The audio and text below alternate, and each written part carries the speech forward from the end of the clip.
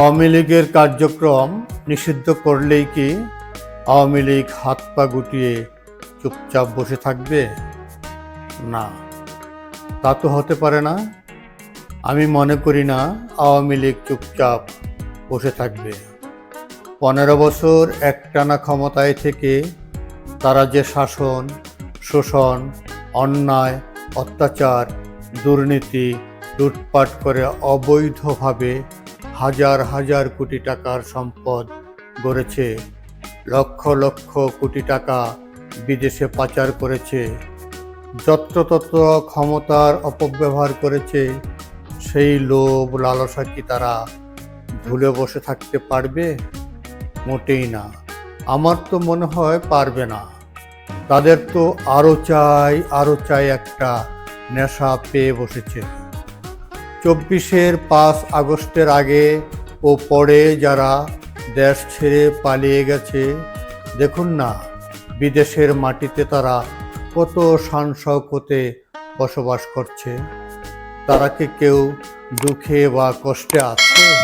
মাঝে মাঝে সামাজিক যোগাযোগ মাধ্যম ফেসবুকে তাদের কারো চেহারা বা চলাফেরা দেখা যায়। তাতে বুঝতে কোনো অসুবিধা হয় না যে তারা কেউ কষ্টে আছে, বরং এটাই প্রতীয়মান হয় তারা কেউ কষ্টে নেই। 1 বছর হলো আওয়ামী লীগ ক্ষমতায় নেই, কিন্তু ক্ষমতা পুনরায় দখল করার জন্য আবার মরিয়া হয়ে উঠেছে। এতে আশ্চর্য হবার কোনো কারণ নেই। মনে হচ্ছে তারা ক্ষমতায় ফিরে আসার জন্য মোটা বাজেট হাতে নিয়ে মাঠে নেমেছে। আপনারা তো জানেনই, বিভিন্ন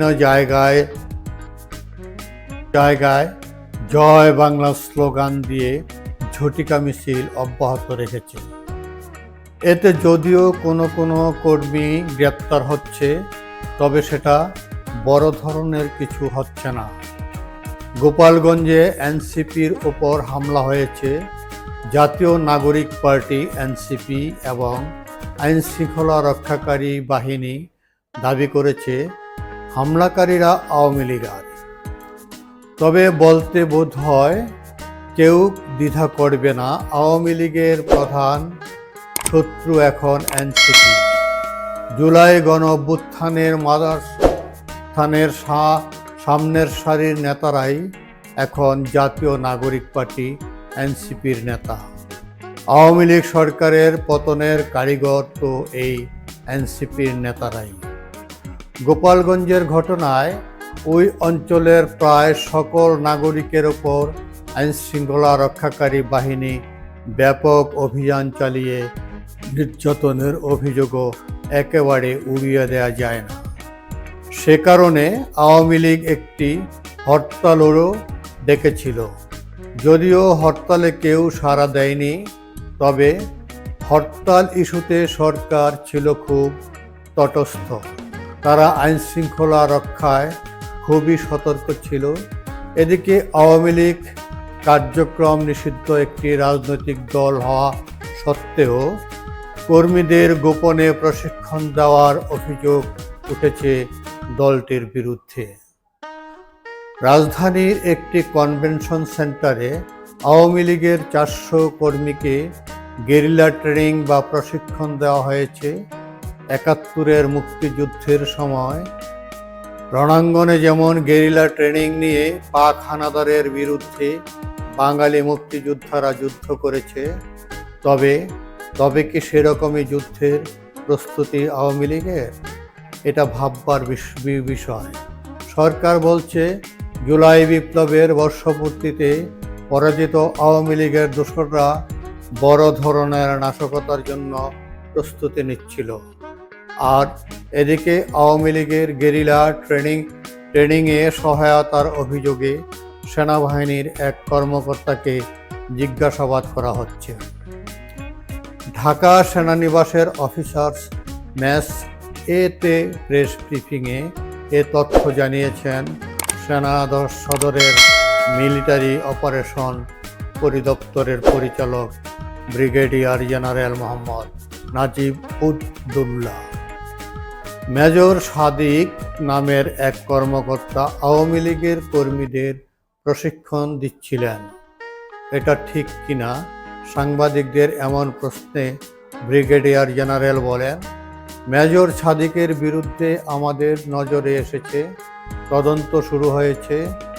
তদন্তে তার বিরুদ্ধে অভিযোগ প্রমাণিত হলে সেনাবাহিনীর প্রচলিত নিয়ম অনুযায়ী ব্যবস্থা নেওয়া হবে। তিনি বলেন, এটি একটি স্পর্শকাতর বিষয়, তাই তদন্তাধীন অবস্থায় এই বিষয়ে বিস্তারিত মন্তব্য করা সমীচীন হবে না। আসলে আওয়ামী লীগ কোনো ছোট দল নয়। অনেকে মনে করেন এবং কেউ কেউ মন্তব্য করেছেন, শেখ হাসিনা নেতাকর্মীদের ফেলে যেভাবে দেশ ছেড়েছেন তাতে নেতাকর্মীরা হতাশার রাজনৈতিক পরাজয়ে ভেঙে পড়েছেন। আবার শাসক সরকার দলটির কার্যক্রম নিষিদ্ধ করায় আরও হতাশার জায়গা তৈরি হয়েছে। ফলে আওয়ামী লীগের পরিণতি হবে মুসলিম লীগের মতো শোচনীয়। বাংলাদেশ স্বাধীন হবার আগে মুসলিম লীগ পূর্ব পাকিস্তানে অন্যতম একটি শক্তিশালী রাজনৈতিক দল ছিল, কিন্তু এখন সে দলটি প্রায় বিলীন হয়ে গেছে। এ প্রজন্মের ছেলেমেয়েরা হয়তো অনেকে এই অঞ্চলে মুসলিম লীগ নামের যে একটি রাজনৈতিক দল ছিল তা জানেও না। আওয়ামী লীগের পরিণতিও মুসলিম লীগের মতোই হতে পারে, কিন্তু এমন মন্তব্যের সাথে আমি অন্তত একমত না। আমি দ্বিমত পোষণ করি।